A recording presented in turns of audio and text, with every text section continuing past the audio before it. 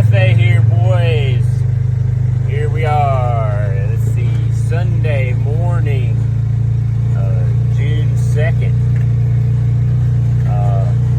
Gonna give y'all a treat. Gonna check both fields out, see what's going on, where they were. It's probably been a week since I had my last video. Out doing a little spraying in the yard this morning. Wind's light, great time to spray, don't get much drift. You need a little wind though. But gonna be at field 1 here in a minute, Powerline field, and we'll see what's going on. See you in a dip. El Jefe here, boys.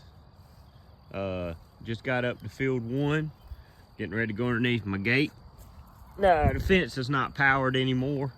I'll keep it up probably till the sunflowers are done flowering and blooming, start to come out of the blooming stage and everything, where the deer can't really hurt them. Believe it or not, they'll still munch the heads off, but excuse me. But so yeah, no power to the electric fence. It's kept the deer at bay long enough. Here we are, field 1, Powerline field. A little different vantage point this morning, since the sun's coming up behind me. We can walk the field. We're gonna walk this first set of rows. So these flowers are about waist high. Look at that clean field, fellas. Look at that. Isn't that something? So this is the 6th of June, will be the 60th day, give or take, since this field's been planted. And these are rows that get plenty of sunlight in between right now, and we still got great weed control. But man, look at the blooms, man. They're on point. As I was saying back in one of my videos, I may have misspoke a little bit, but and what I was alluding to was they're 60 days into their growth cycle. From the time this plant germinates to the time it's supposed to be full bloom and produced its seeds, 110 days. So we're, 40 days, 50 days away from when these flowers should be done, which puts it sometime around, they'll be starting to die off sometime in July. But we've got some early bloomers. Here we go right here, fellas. But they'll be starting to pop here. We need a little rain. Man, if we got a 1/4 to a 1/2 inch of rain right now, this field would really be blooming. Typically it's around Father's Day weekend, but this year I planted a little earlier because I knew the rain was coming, and I had time and worked or a time that I could get away from work and get this taken care of. But all in all, this field's in really good shape. And I want to show you something that wasn't done on purpose, but I'm gonna cross through the rows here just so we can see. Very uniform, these first probably, I don't know, let's see, we got 2, 4, 6, 8, going into the 10 rows here, 12 rows, and then we got a little light spot here. Something's with the soil here. I know this one little spot didn't miss fertilizer, so something's happened. We got some tall ones and some short ones there, but it's probably got to do with this soil here in this area is lacking something, and sunflowers didn't get it, so they didn't produce as well. But a little irritating, but nothing you can do about it without a soil test and see what you can add to it. So as we come across here, you'll notice on this side of the field, man, these flowers are getting above waist high. Weed control still on point. Even a bare ground area like this, with getting full sun most of the day, you got a little clover, yeah, coming up, but you know, using a broadleaf herbicide, clover's hard to kill because whatever you put in to kill clover can kill your sunflowers. But here we go right here, fellas. Look at these. These are gonna be reaching shoulder height. Some of them a little higher. I mean, here we are. You look at me and look at the sunflower, we're up there. So, yeah, these bad boys is getting up there. But down here on the end, you can see a noticeable difference on this corner. And let me tell you why that is. Mowing the grass, from time it gets real wet and you can't mow, and then when you go to cut it, you got real heavy clippings. So my mother and father-in-law picked these clippings up, and I had a corner of the field here open, and they dumped them. So what this little corner's got here that the rest of the field doesn't have or didn't have is compost.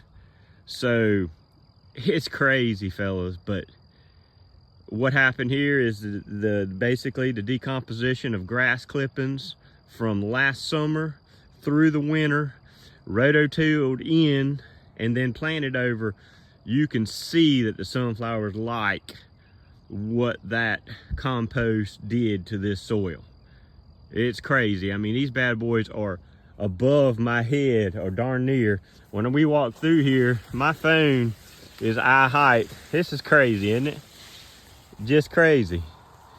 We're gonna have some pretty heads in here. I mean, this head right here is already at above my eye height. So crazy. But yeah, man, I am tickled with this field. But you know, here's some oats that volunteered up. Gonna be dropping some seed. Dove's gonna get a little free food right there for sure when those bad boys dry out. But sun's rising. It's the east, and as these things flower, if you ever walk in a sunflower field, those heads will actually turn and they'll follow that sun.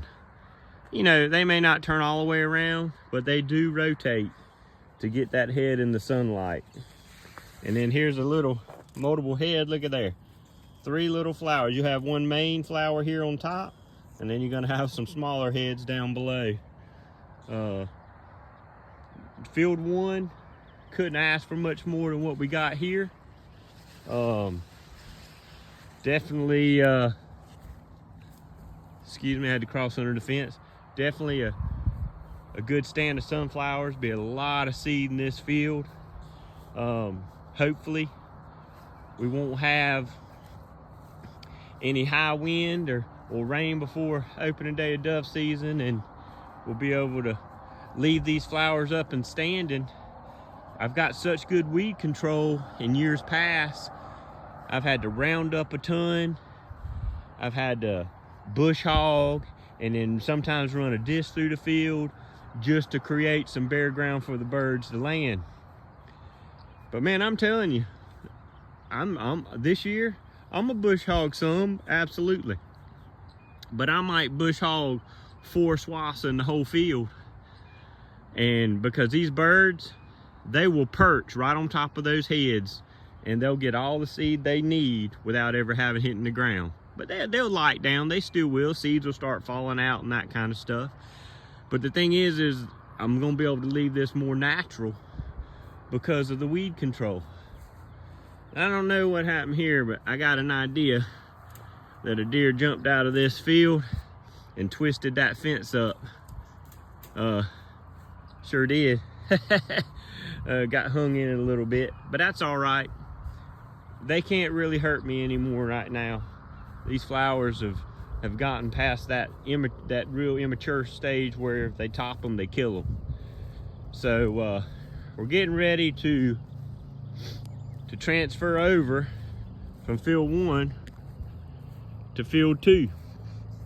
We're going to come back to the same gate. I'm gonna get my steps in this morning for sure, but we're gonna walk through the gate, and we're gonna take a look at this section right here. It's gonna be the north north side of the 2-acre field. Well, field number 2 is what we're going to be discussing it. Now this upper end here, as you can tell, it's not too bad. I can tell you right now that the ground's kind of hard, so I'm guessing there's a pretty good clay component in this area right in here, especially where the tractor tires are. But as we're walking down through here, you see you got some height on the sunflowers on the outside rows, but then when you come off just inside the field, these drop off pretty good. Now, they didn't grow real tall in comparison to, 10 feet, 15 feet that way, you got some good height, and 10 or 15 feet that way. But this little belly in here has definitely got some issues to it. And as we go down from the top of the field towards the canal and towards my house, you'll notice these bad boys are really dropping down in height. Now they're gonna have some heads, but this little cat right here, he'll have a head, but probably not gonna be a whole lot of seed in it. But some of the other ones are still gonna provide some seed. They've got enough stem girth and stuff, and I think they'll be able to provide enough for it. But what happened up here, so I don't know. I know it's got something to do with soil composition. And so what my thought process is, and probably about the 1st of July, I'm going to take a soil sample down there at the bottom where you start to see the flowers. They start to get up a little higher. I'm going to take probably 4 soil samples between the bottom and the top in this section here. And I'm going to mix that up together, and I'm going to send it off and see what's going on here. So next year, or this winter, if I need to put something in here to start rebuilding this soil composition where it can provide better nutrients for whatever we plant in here, we can take care of that. Because I don't want this to happen. I have put some lime in here. I have put 33% nitrogen in here. And I've put some more 15015 in here. But what I have done, slightly impacted by a very heavy rain of 5 inches, not much going on. They hadn't really turned these around. It's not that the sunflowers don't have bad color, but the ones that are left here that are really small, some of them are dying, but they're not going to produce any seed. It'll be a nice bare opening, so whenever we come in and bush hog some of these other sunflowers, and this edge maybe, it'll throw some seed in here. It'll give them a good landing zone in here. But kind of disappointed. I just kind of remembered this, but if you see right here, I have a little push planter that I use in my garden. So the soil between the 2 rows had a little bit of a softness to it. So I went in and I push planted some seeds. They didn't get covered up real good. Some of them came up. You can see them coming up, just to see if new seed in the ground would grow any differently than the stuff that I planted back in April. And we got some stuff digging out in here. Something dug a hole in there to try to get to the seed. But I do have some sunflowers coming up, so it'll be interesting to see, because I know there's some fertilizer here. It's just a question of whether or not it's got anything to do with seed. I mean, I don't know. I'm trying to rule out anything I can. But as I say, and you can probably tell in my voice, it's disappointing. So we're at the bottom of the 2-acre field. Here we are, and you'll notice, you see the transition. These flowers start to jump. So whatever that middle section doesn't have, the top section has a little bit of it, but the bottom section has a lot of it. So these flowers are more uniform to field 1, the heights here, and they're only growing. This is a good stand of flowers here. We still have good weed control down here. You know what you do see, this, I don't know what it is, but it's a broadleaf type stuff. It's rooted pretty good in the ground and can't do much with it. This, I don't know what it is. It's came up in places, but it's not rooted hard. I mean, you can pull that stuff up. What it is, I don't know, but it's got a bean or something on it, looks like. So, I don't know. We'll see. Maybe the birds will eat it. We're at the bottom of field 2. Getting ready to turn around and look away from the sun, give you a little better vantage point. So where these poles are for the wire, the reason why you're like, why you got flowers outside your fence? Well, you got to keep in mind that farmers are farming the beans on both sides, and they have certain machinery that's got to get by. So until things are planted, these poles aren't in. This pole here, that next pole up there, I have wires that run from there all the way across to the other side. I have to leave this whole lower section open from wire and poles so that they can get their big planters and stuff through. Once they plant and all they need to get by is sprayer, then I drop these other poles in and put these in, and it's about as far down as I can come.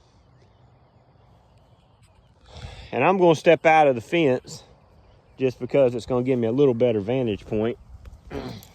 So bear with me here. So the bottom of field 2. So, man, she's looking good. Really good. It amazes me that these flowers here that are outside the fence, they didn't get much, but I guess the wire has done its job. But a great stand of flowers in here. Really above waist high. This is a wetter section of the field for sure. When we get rain, we've got a grade on it, so you know the water comes down this way, the nutrients come down this way, so there's always a decent stand. We got a little early volunteer flower there, but this corner has always been really good to sunflowers. It's always been a good stand. Now, like I said, we had 5 inches of rain back in early May, and it kind of hurt this little corner because it will pool here. The water definitely will, and then you get it kind of drowns things out. And I think some of this corn, the old debris from the corn from last year, came in here and took out some sunflower seeds and stuff. But I'm getting ready to walk. Basically, east is behind me. We're going to be heading pretty much due west. We're going to walk through this stand of sunflowers in field 2. We still have great weed control in between the rows. Now we're getting the foliage where the rows are closing up. That provides even more weed control. If whatever post-emergent berry you had down, if it was starting to wither and stuff would be able to start to grow, the foliage from the sunflowers provides shade, which shades all that out. Now that will change once they start to die. So I hope the residual that we put down here will continue to maintain all the way through dove season. It'll be easier to find birds that are downed. It'll be less work for me as far as herbicide, trying to round up and stuff, but nice stand of sunflowers on this half of the field. Really, 2/3 of the field is in great shape. Now these were a little weak, and I put some 33% on these as well, and it seemed like that extra nitrogen helped them out. This is the height that I would prefer my sunflower fields to be. When you start getting aggressively taller sunflowers with pie shape or diameter heads, you start to get that unbalanced weight when those heads mature, and the sunflowers will topple over. If they stay fairly low with thicker stalks, they're not affected as much, and the sunflower should be able to stay up, most of the season or at least longer. But yeah, field 2, man, it's in good shape too. I mean, a lot of seed out here. As you can see the heads as we're walking by. You know, every one of them's got a head. It's funny, you know, the plant, the timing, what triggers them. Say, hey, we're done growing, or we're 3/4 of the way growing, and it's time to start producing heads. And that's what, and they all do it together.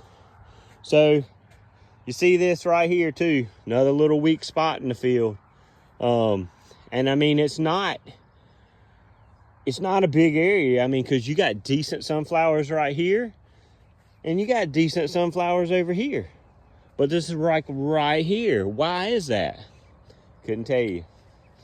Maybe something got trapped in the plate, crushed some of the seed and stuff, didn't come up well. I don't know. We'll try to continue to tweak and figure these things out.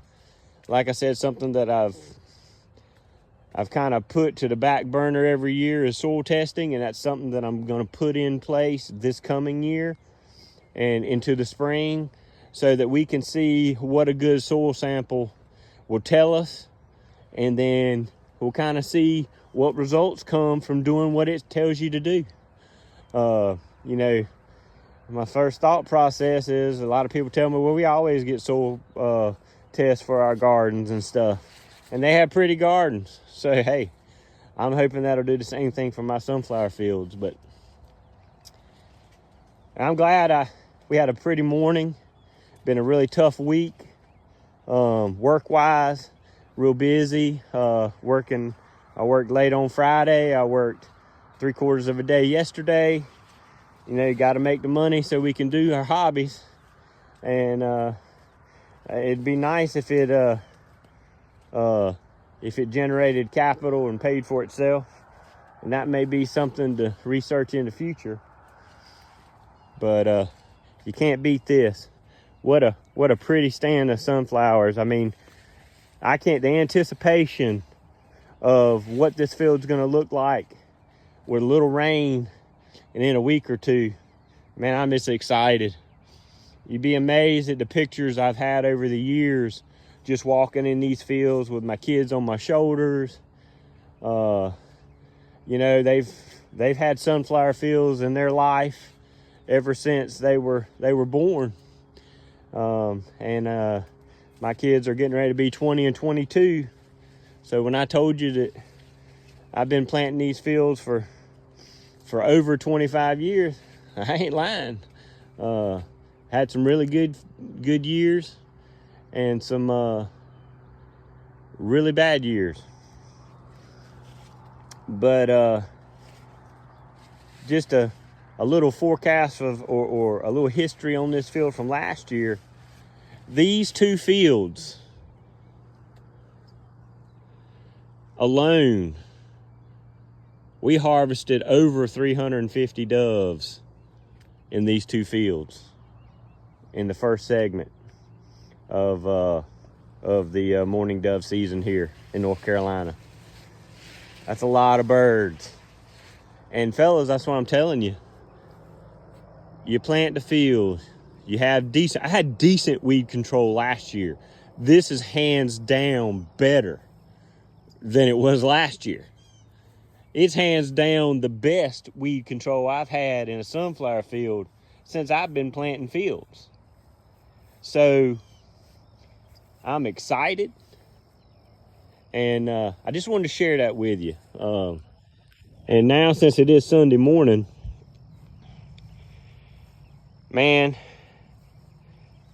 I just cannot tell you how blessed that I am, that not only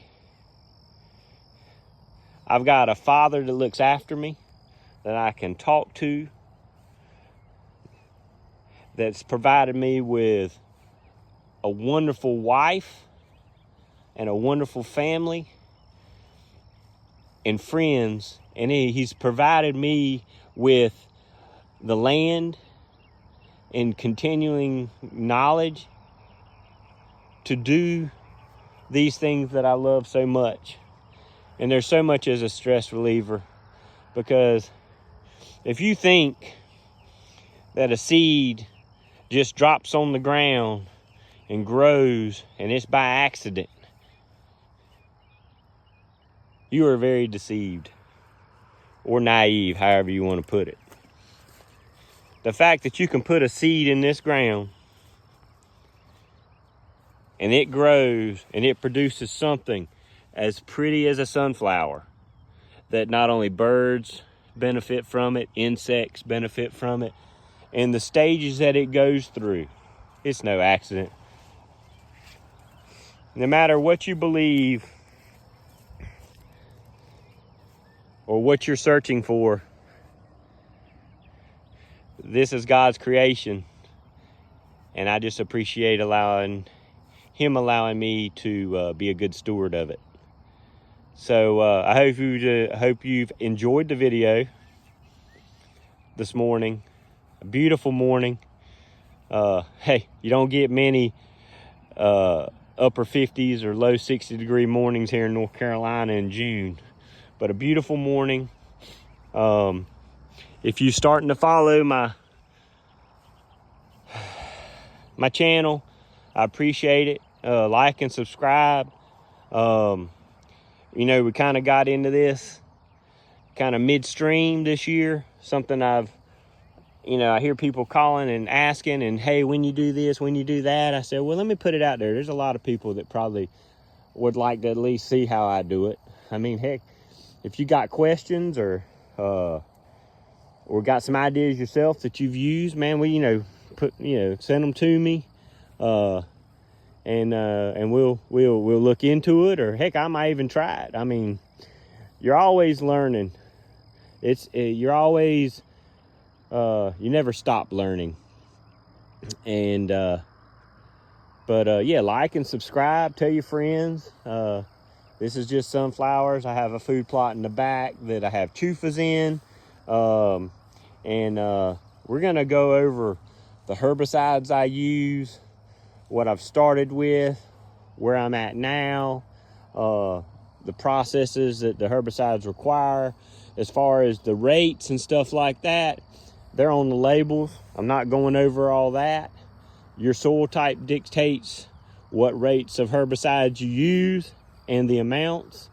So, but I can point you in a direction, but you got to kind of pay attention to what it says on the bag or the gallon jug or what have you, to really dial in on what's good for your area. But like I said again, I want to thank God for what He's given me the opportunity to do and to actually share with y'all. And I'll probably see you in a week, unless something comes up and I think we need to touch on it before then. But y'all have a great morning, and give the Lord His day, and God bless, and we'll see you, 7 days from now. Put you about the 9th, and Lord willing, a little bit of rain, and probably have a few more flowers. El Jefe out.